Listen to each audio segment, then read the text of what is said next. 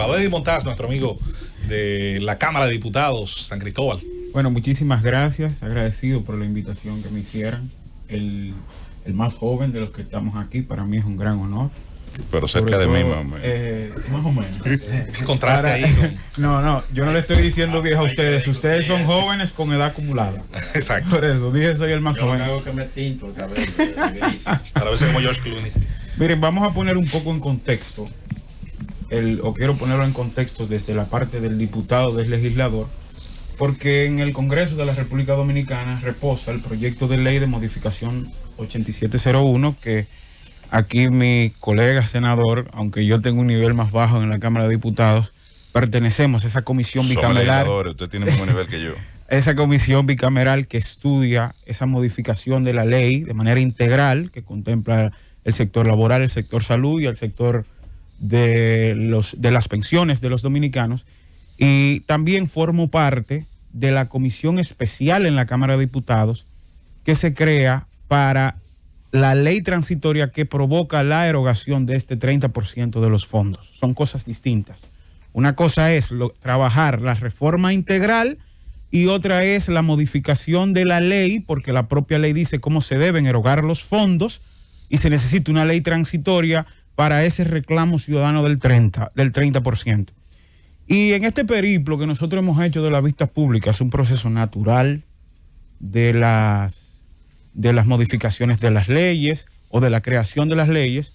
Nosotros hemos recorrido cerca del 75% de la población dominicana. Cerca del 75%. Nos falta el Gran Santo Domingo, que será en los próximos días, allá en la Asamblea Nacional, y nos faltaría el Nordeste, de escuchar a la gente, escuchar.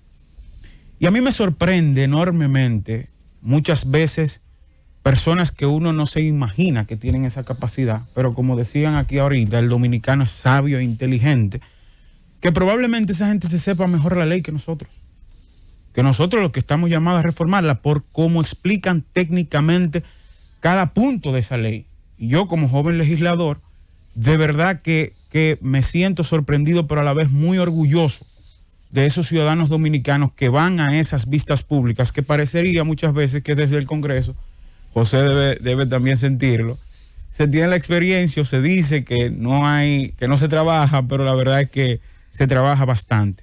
Y hay 3 ejemplos que a mí me gusta tocarlos para referirme a este tema, porque al final yo soy un representante.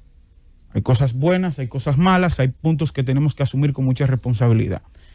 El primer caso fue un señor de Asua que dijo, yo tengo 52 años, yo no consigo trabajo en el sector privado. El sector privado dice que aporta el 70 y que yo el 30 de las cotizaciones, pero es mentira, porque cuando el empresario cuantifica cuánto le va a dar de salario a cada quien, también contempla ese 70 que va a dar. Y si me tenía que pagar 35,000 pesos, me paga 33, porque lo otro él lo va a tener que dar a la de impuestos por ese 70 que supuestamente él lo aporta, pero al final me lo rebajan a mi salario. Y yo tengo 52 años de edad y yo sé trabajar. Yo no consigo empleos en el sector privado.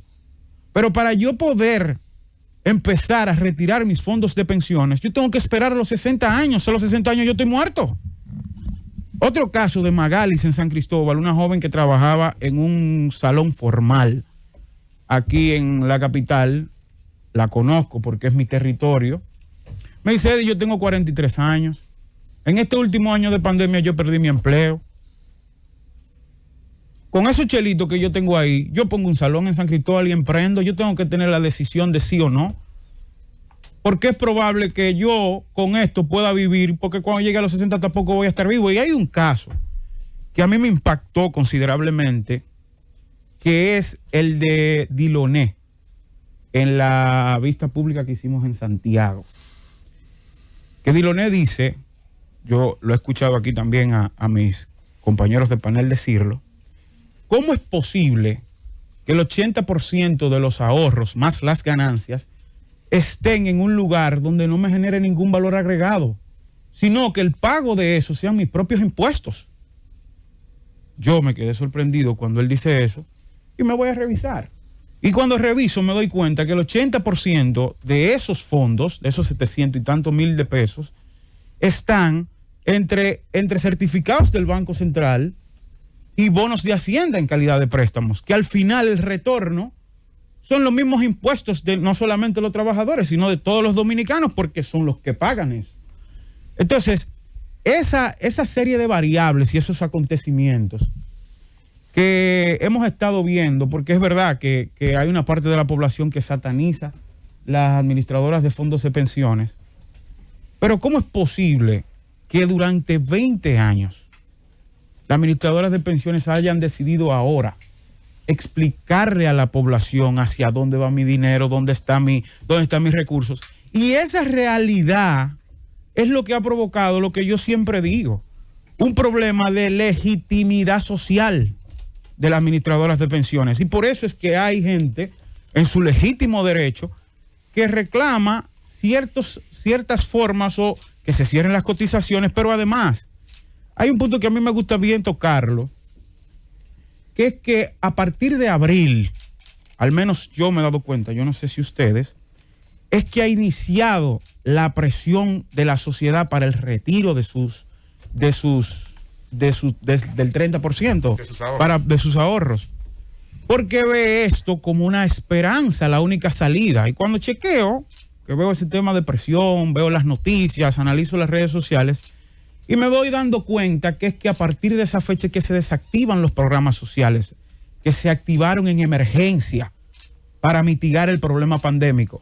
Esos 192,000 desempleados, como decían aquí ahorita, que según el Banco Central en enero vi que eran 200,000, lo preocupante es que 3 de cada 4 son mujeres, y eso es lo que ha provocado ese fase 1, que era para las personas que dejaron de estar empleados, ese fase 2, que era para las personas que estaban suspendidos o que la mitad lo pagaba el empleador y la otra mitad lo pagaba esto. Entonces, esta serie de acontecimientos es lo que provoca esta presión, y yo como legislador, yo como representante de la sociedad, yo entiendo perfectamente a los expertos sobre temas económicos, sobre ciertos temas, aunque el gobierno, si sumamos lo que se ha erogado el último año para la ayuda social, asciende más que este dinero.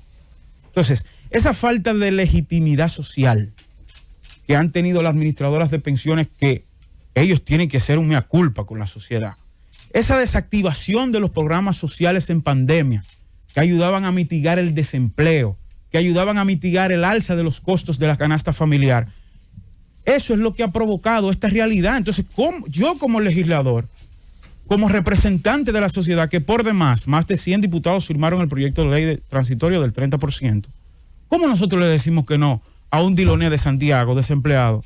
¿Cómo le decimos que no a una Magalis de San Cristóbal?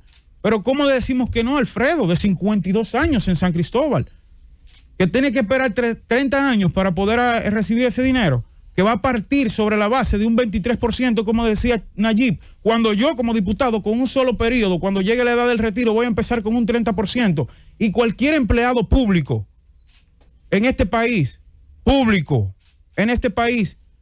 si cumple con 20 años de trabajo y tiene relaciones, va de un 70 a un 100%. Entonces yo creo que eso es injusto. Entonces todo esto es lo que ha provocado el legítimo derecho de la sociedad, como decía el profesor, el artículo 51 de la Constitución sobre propiedad privada, que la gente exija.